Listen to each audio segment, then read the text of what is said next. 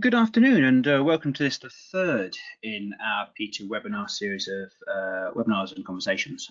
Today's conference is focused on the Lean Agile PMO and the world of scaled agile, and over the next half hour we'll look to talk you through two things really.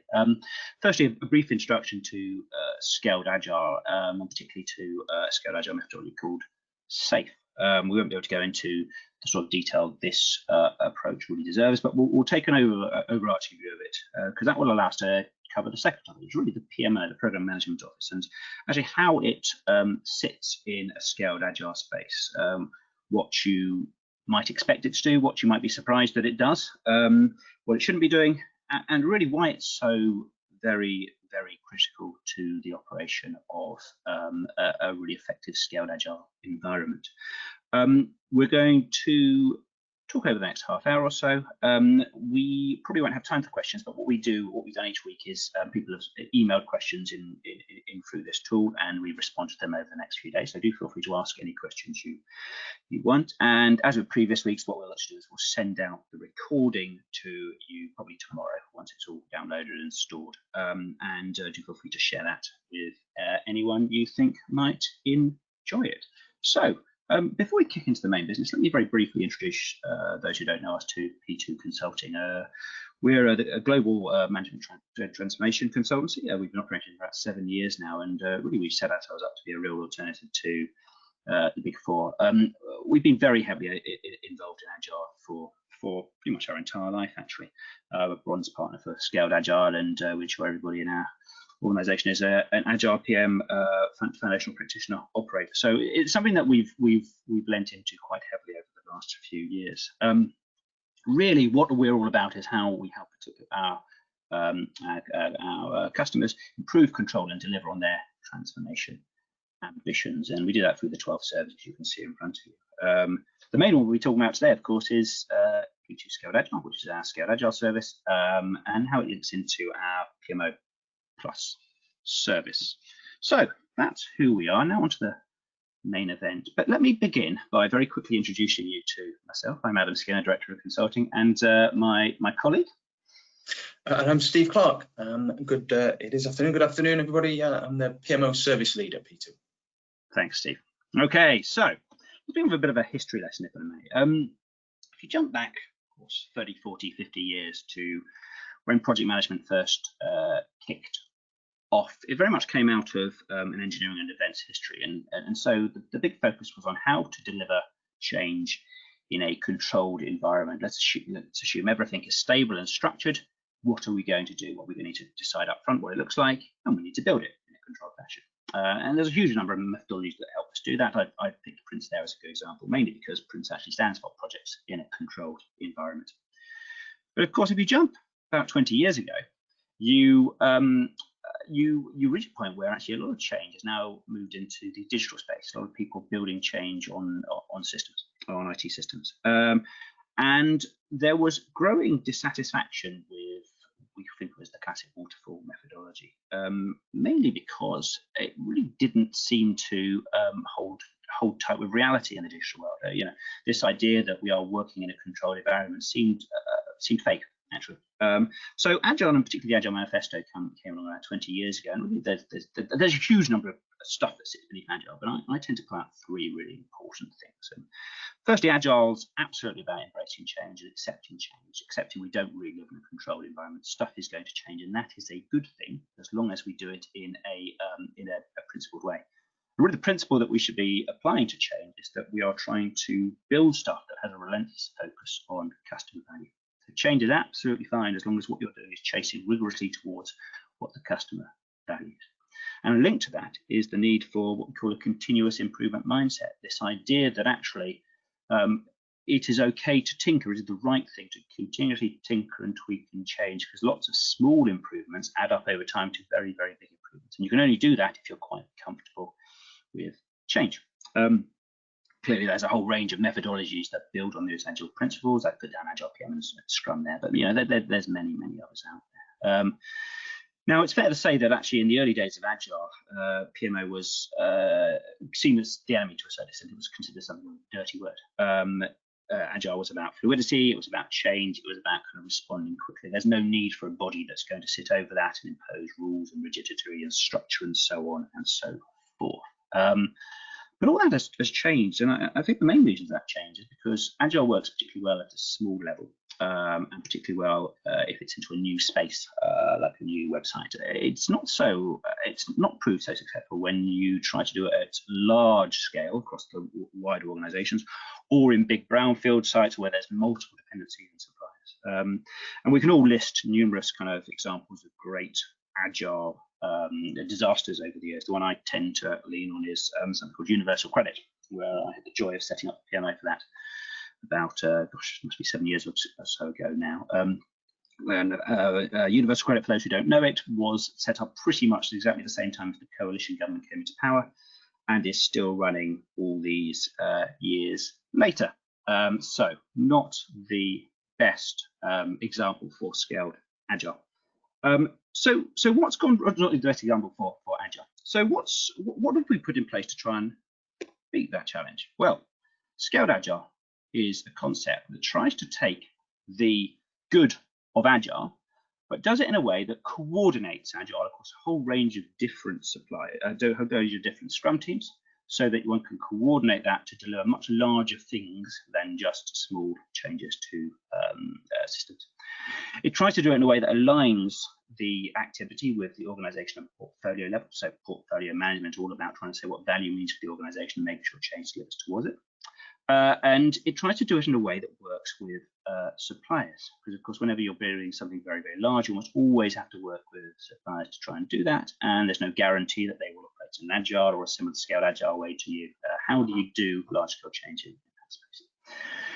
So there's a whole range of scaled Agile methodologies you can use. The two primarily leading ones are probably SAFe version 5 or less. I'm a massive fan of SAFe, as you can probably tell, and it's one of the approaches that we in P2 Consulting buy into very heavily.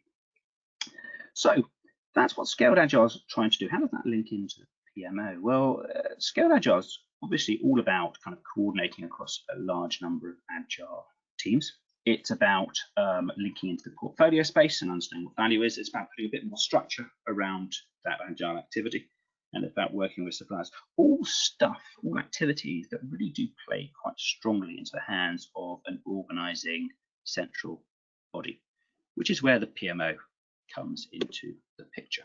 We're going to do a bit of a deep dive into SAFe now, if that's okay, because it's just a really helpful way of looking at scaled Agile, and it has a specific role in it for the Agile PMO. This is what's called the SAFe big picture, and it can be a little intimidating the first times you see it. I tend to think of it less as a kind of guiding methodology and more as a rich picture of the main aspects that work in a SAFe world. If you look down here on the left-hand side, you'll see the 7 key capabilities that underpin SAFe: organizational agility, lean portfolio management, so on and so forth. And actually, I often think of those as, if you like, the key founding principles of how SAFe should operate. If you look at these horizontals, these are essentially the different levels that SAFe operates. So the essential level basically talks about how do you sort of tie together a whole stream of different Scrum teams so they can deliver a single thing called an Agile release train, which is sort of a chunk of activity, a kind of a larger stream of value. The large solution level says, okay, you want to tie together a whole load of different arts to actually deliver yourself a solution train. You need sort of 500 or so people working. How do you do that? So that's what the large solution train is looking at. And the portfolio level essentially says, that's all great, but is it delivering value to the business? How do you link all of that great activity to the portfolio vision and the portfolio and the organizational view of value without breaking what makes a job good? So those are the kind of 3 different levels it operates at. On this left-hand side here, you have the key roles that apply to those levels. On the right-hand side, the vision, roadmap, milestones, shared service are, if you like, the real tools that help you drive it. And actually, you know, even if you aren't familiar with Agile or scaled Agile, if you're coming from a waterfall world, you'll recognize a lot of those, you know, visions, roadmaps, milestones, metrics, all good PMO type things. And at the bottom, I think of these as the principles of implementation, the stuff you need: core values, Lean Agile mindset, SAFe principles, the implementation roadmap, and of course a SAFe program consultant to help land this thing. Now, we're not going to dig into all of this, as I said, there's quite a lot in here, but I will spend a little bit of time talking through the 7 key capabilities on the left and how they relate to the PMO specifically and what the PMO should be doing. So if you have a look at the 7 key competencies, these are really, if you like, the guiding competencies of scaled agile. Each one consists of 3 dimensions and a related set of knowledge, skills, and behaviors that sits beneath it. Now, these slides have come directly from the scaled agile safe handbook, so they're freely available online. You can just find these and to help you understand what needs to go on. Each of these is important, but probably the most critical of all is the Lean Agile leadership. Lean Agile leadership looks at the mindsets, the leadership styles, and the type of culture that needs to be embedded into the change organization, and particularly that continuous improvement mindset we talked about before. And you may look at me and say, well, how on earth does that relate to PMO? But actually, I'm incredibly keen on the fact that PMO needs to be driving the cultural change, needs to be leading in that. So there's a huge amount of relevance here for the PMO and how the PMO helps to lead the rest of the organization, particularly around continuous improvement. We'll touch on that a bit later, so I won't say any more on that. Team and technical agility is probably the bit that most ties into what one might think of as a classic methodology. So that really talks about how you should be structuring your teams, how you should be harnessing your teams together so that they can deliver these things called ARTs, Agile Release Trains, which is really a sort of a chunk of value.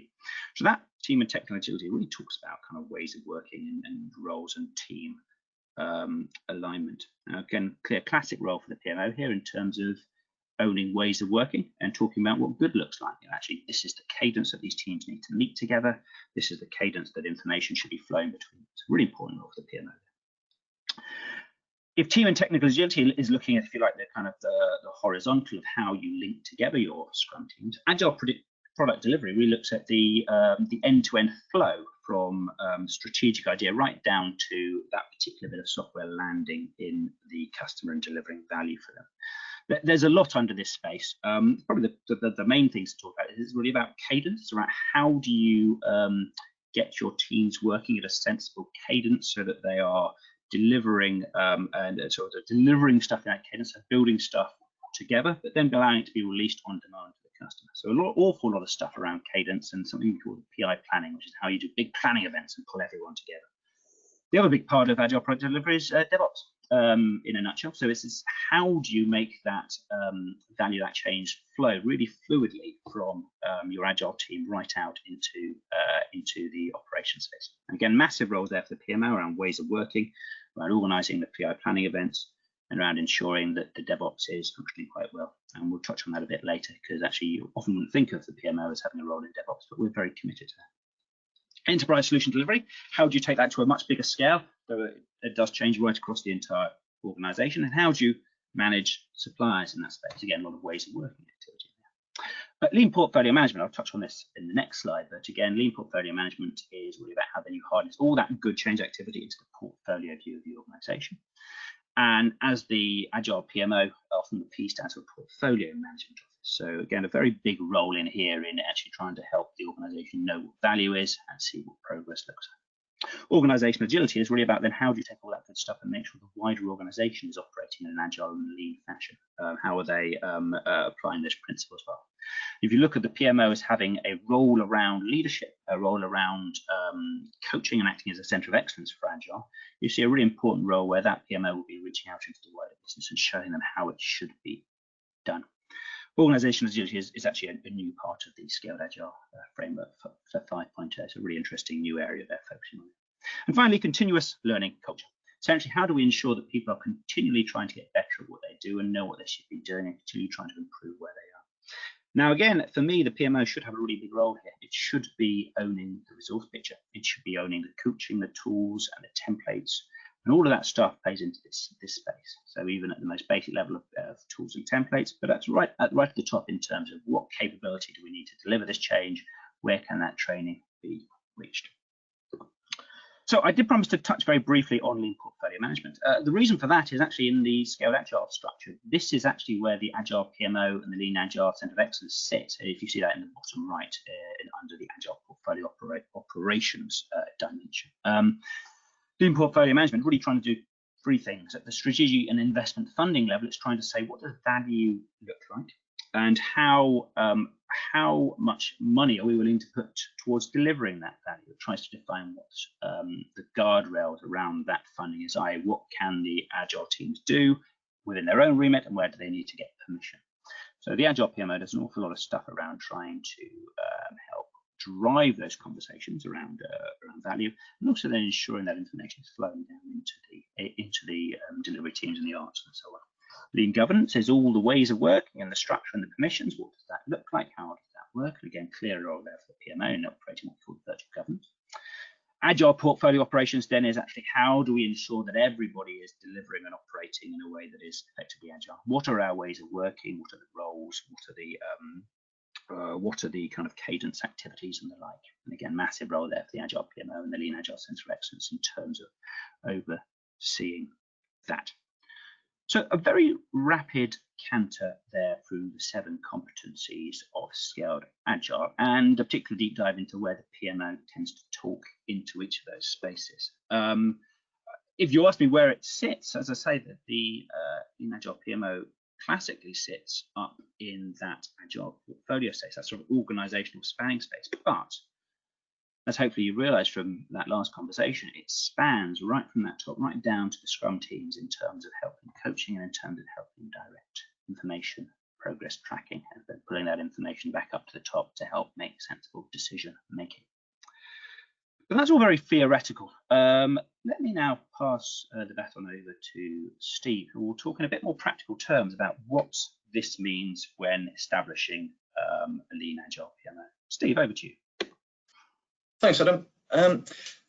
So Peter been in existence for around 7 years, and we've been building PMOs for that whole time very successfully.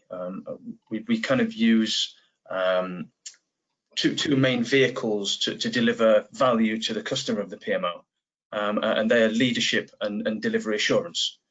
And that applies to all of our PMO frameworks. After we've worked with clients in agile transformations of varying scales, we've kind of reimagined the model a little bit, but maintained that two-pronged kind of delivery of value model. As you can see here on the screen, the leadership and delivery assurance still remains. For us, the leadership, as Adam's mentioned, is the ownership of the shift in the culture and the ways of working, and underpinning the pillars of agile and the philosophy of agile. Over in delivery assurance, that's around kind of owning the golden source of all the data and being able to triangulate all of that and predict when things may go wrong and where issues may arise. Our model is based on the agile life cycle. You can see the requirements and design and build and test, but the two vehicles for that delivery of the value are underpinned by various areas. So the Agile Coaching Center of Excellence underpins the leadership, and the Agile Controls, which we'll get onto, underpin the delivery assurance. So as we've mentioned, this side of the Agile Coaching Center of Excellence is the link into the wider SAFE environment. The virtual governance authority is responsible for ensuring all the ceremonies and the forums are occurring to the kind of program heartbeat, to the correct cadence. The framework adherence along similar lines there. The training and competency uplift, an important part of the leadership is to improve the ways of working and that competency of the resource within it, to constantly improve and align to that agile kind of principle. A vital one for me here is the business stakeholder enlightenment, and the PMO should be the kind of hand holder of the business to understand their role and make sure that their voice is being heard within the program. The tools and best practice, I mean, these are what they are. They're the kind of the Jiras of the world, the Microsoft DevOps of the world, and wrap control around that should be driven from the PMO. And given the PMO has that kind of independent view over velocity and resource competency within the program, we believe that the resourcing model and ownership should sit squarely within the PMO. So that's the drivers of the leadership, the services of the Agile PMO that drive that good leadership. The delivery assurance, as I say, around seeing the future, if you want to call it that. In Agile, obviously time, cost, and quality are fixed. However, we put a big focus on scope and the control and management of it, be that reception into the program. And this is also another link with the wider safe environment. That will be requirements either coming from the business or from higher in the portfolio, as Adam was just mentioning. Program increment planning, another one of the services. This would be around the ceremony of the facilitation of the ceremony, excuse me, and ensuring that the engagement from the stakeholders is there and within those ceremonies. Dependency management is linked highly to that, obviously, and within those PR sessions, the scope of dependencies in between those release trains and projects within the program will need to be linked up, and we kind of apply an agile flavor of that at P2. Another vital one, and one of my big four that I'll get onto later is the progress tracking and reporting, and that is what it is. That's around the tracking of the development of the scope, its velocity, its mapping across to the resource. So this service really does kind of tie in a lot of the other services within the PMO, and it is vital to have those reports put into the ceremonies for that insightful decision making. Risk and issue management is what it is and will never go away, and is always a vital part. And finally, down at the bottom there, the value release management, linking into the business stakeholder enlightenment again, and ensuring that the value is released in a controlled and an accurate way. So that's the kind of model of the Agile PMO that would be the gold standard. If you were to put me on the spot and hold a gun to my head, there'd be 4 of these key services that I would look to implement and have done in the past. Firstly would be the virtual governance authority. That just makes sure that the heartbeat of the program is there, and the communications between the teams are occurring efficiently. Obviously, communication in Agile is vital. Secondly, it would be that backlog management and prioritization, ensuring we have control over that scope, and that links to the progress tracking and reporting, which would be the third of the 3. And is vital in just controlling and monitoring the progress and development of the scope. And finally, of the big 4 things, with the gun to my head, would be that business stakeholder enlightenment, ensuring that we are on the right track and ensuring that the business are on that journey with us. If you could flick to the next slide, Adam, please. Thank you. That would take us on neatly to the 2 key kind of toolage and views that we've just included in the pack here. So the 2 main things that we need to do within the PMO in an Agile environment, that's the kind of priority of the stories, and the development of that value and how it's been progressed. So the top image you can hear on the story point tracking and the epic tracking is a tool that I created in one of our large retail finance clients recently. And was a kind of prioritization and the hopper, if you want to call it that, at the beginning of the reception of the work, and how that was then fed into the build phase of the program.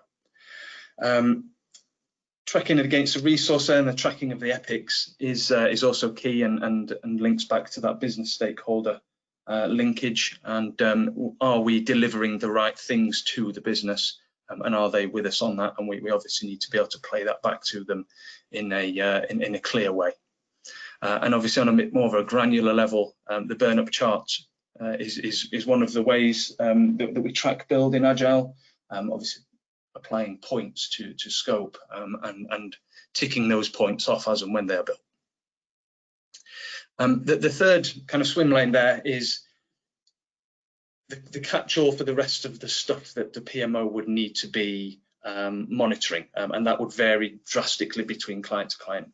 And some are more geared towards monitoring the tracking of defects in testing. Others are around the dependency alignment route.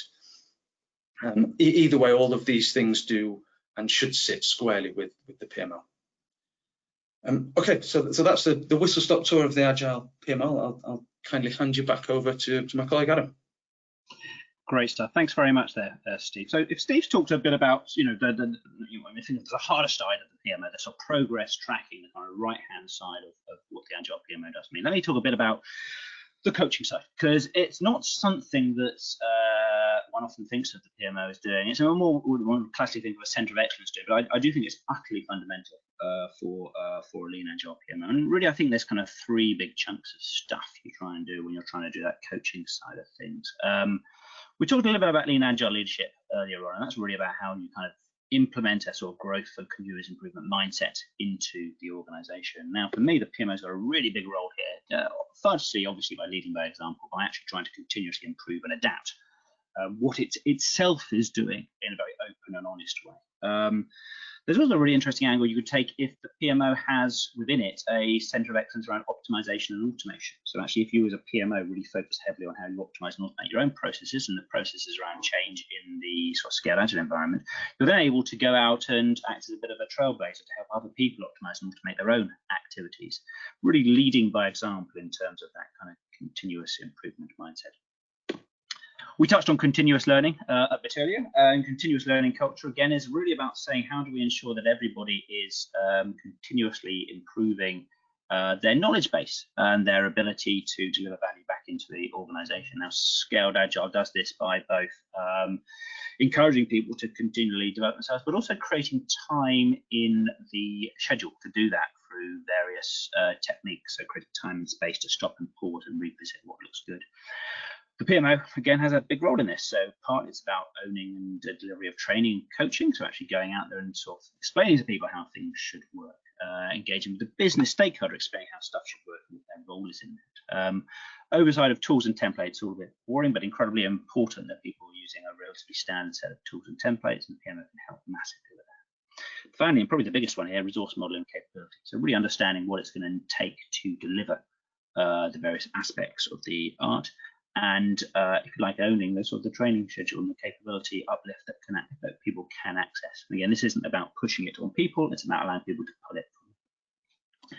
Now, the third thing is what we like to think of as virtual governance and ways of working. And again, I'm massively keen that PMO has a big role in co-creating these ways of working, and therefore they will own and co-create those delivery frameworks. They'll own the kind of virtual governance activities and approval process, keep monitoring that, but actually also protecting the voice of the business, because often the voice of the business can be drowned out a bit if they don't really understand how powerful it should be in a scaled agile environment. All of those things, it's the job of the PMO both to coach people in, to support them to embrace, and particularly to support the business in that space. So a very quick canter through what I think of as the coaching requirement in the Lean Agile PMO, after Steve's talked a little bit about the control side of the Lean Agile PMO. So I hope you agree with me that obviously the PMO has a really important role in any world where there's agile activity going on, but particularly in the scaled agile safe framework.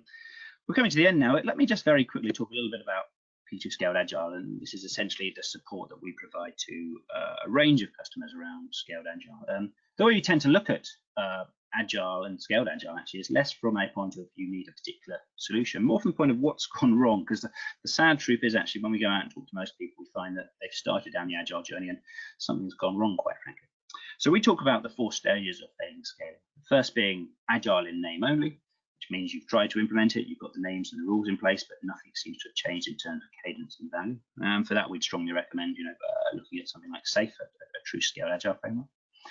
The second level we call scaled dev failed ops, i.e. you're working in an agile fashion, but you just can't seem to get value past the testing and release stage. And that's usually because the focus has been on something like scaled agile and not really on DevOps, which tends to focus a bit more heavily on tools and systems and the like. But it's very powerful. We'd strongly recommend looking at DevOps and actually some of the techniques around implementing that. The third level is what we call the empty hopper, i.e. you've actually got your DevOps and your scaled agile activity working, but you're very quickly running out of ideas for transformation. And that's usually because there's a failure to link the strategic and the business end of the activity with the actual development delivery end. We'd recommend having a look at lean portfolio management as a really strong way of harnessing those two worlds together. Finally, transformation, not organizational agility, which is basically that you're actually delivering quite nicely in a scaled agile fashion, but still hitting blockers when engaging with the wider business. So, for instance, HR, finance, and the like. And SAFE really faces into that in SAFE version 5.0. We'd also suggest having a look at our organizational adaptive delivery methodology, which basically is how do you roll actually agile out to the wider business to get them to act in a more agile and continuous improvement fashion. So a very, very quick canter there through P2 Scaled Agile, the services and the partnering solutions that we offer there. And that really brings us to the end of our half hour. Thank you once again for joining us. I hope you found that useful. Do feel free to drop us any comments or notes back that you'd like us to follow up on. It's a brief reminder on previous two, which you can access from our P2 webinar site. We talked about an introduction to portfolio management, and we also looked at project mothballing last week. So those two webinars are freely available on our website.